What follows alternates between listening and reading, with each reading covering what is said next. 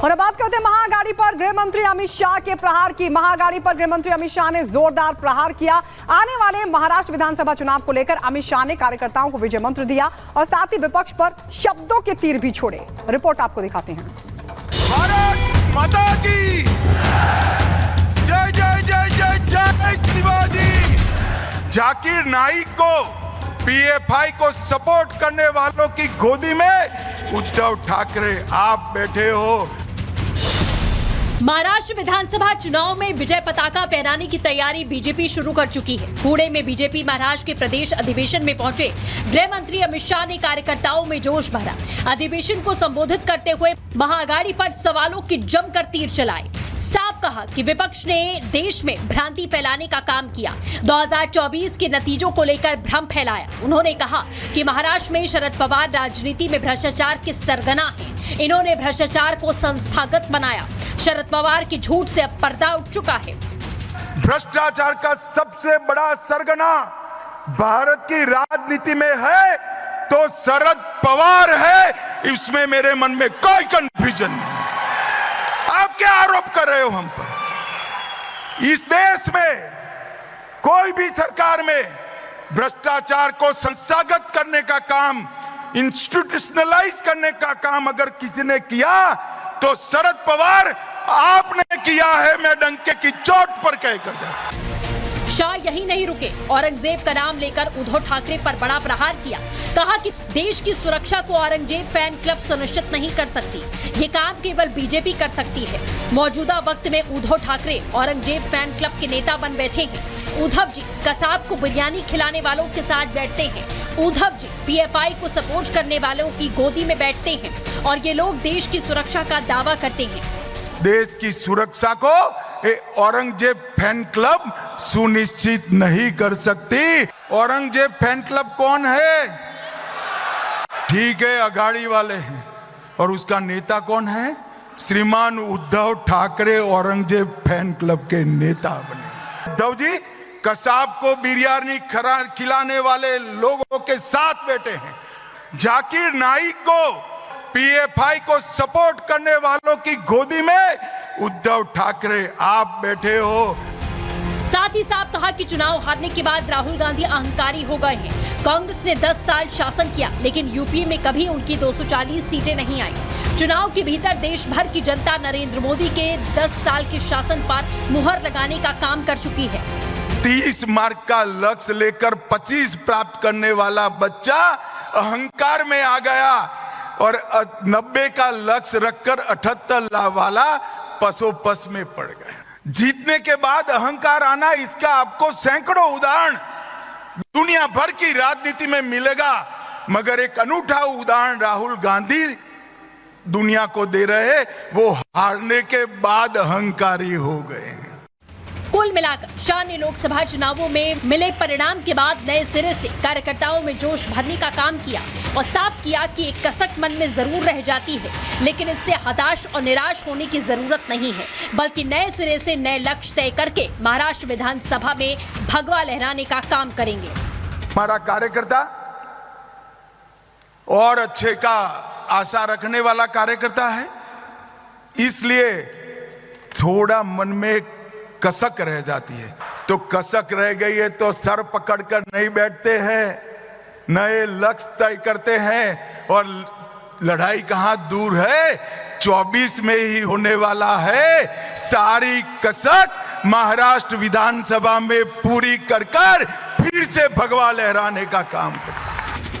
आज की बैठक से यह साफ हो चुका है कि लोकसभा चुनावों में जो खामियां रही उन्हें दूर कर बीजेपी महाराष्ट्र में विपक्ष को परास्त कर जीत का परचम लहराने की ओर आगे बढ़ रही है। Bureau report, Republic Bharat.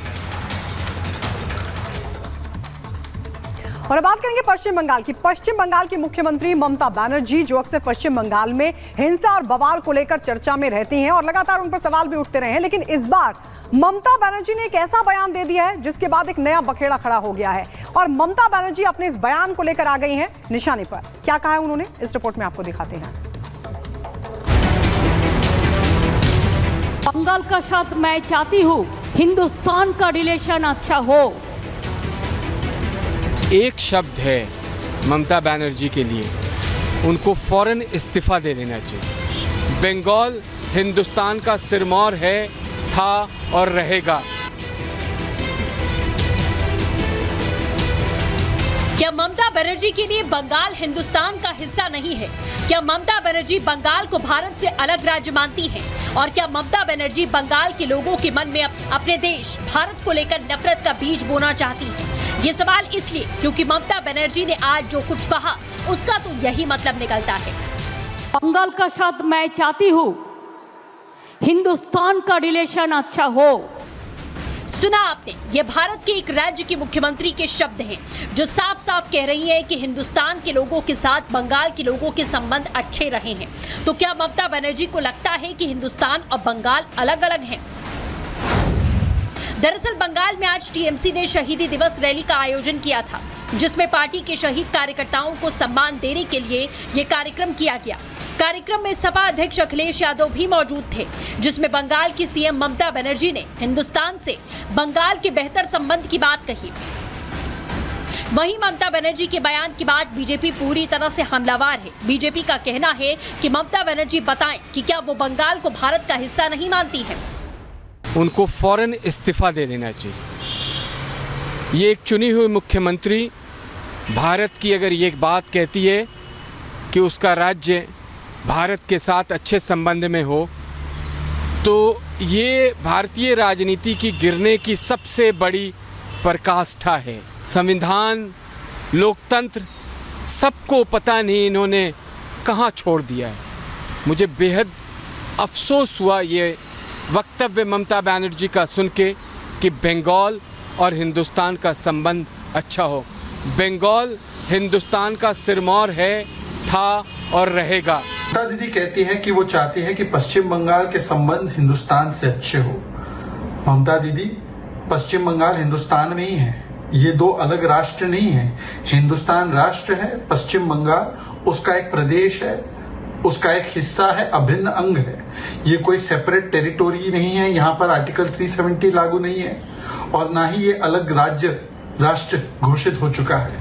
जाहिर है बंगाल लगातार अपनी कानून व्यवस्था को लेकर सवालों के घेरे में है। लगातार हो रही हिंसा की घटनाएं ममता सरकार की पोल खोलती हैं।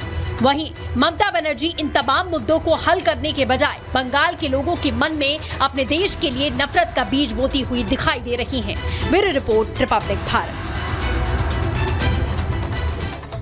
और अब बात करेंगे मध्य प्रदेश की रीवा की, जहां से एक अलग तरीके का मामला सामने आया है। असल में रीवा में दबंगों ने 2 महिलाओं को जमीन में जिंदा गाड़ दिया। वीडियो वायरल हुआ और अब कार्रवाई की लीपापोती हो रही है। रिपोर्ट देखिए।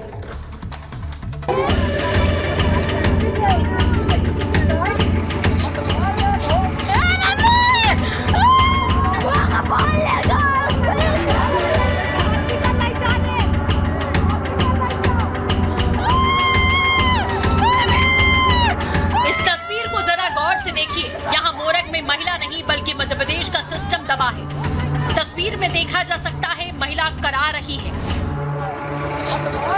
वैसे ही मध्य प्रदेश की कानून व्यवस्था चरमरा गई है। यहाँ बदमाशों में न कानून का खौफ है न पुलिस का डर।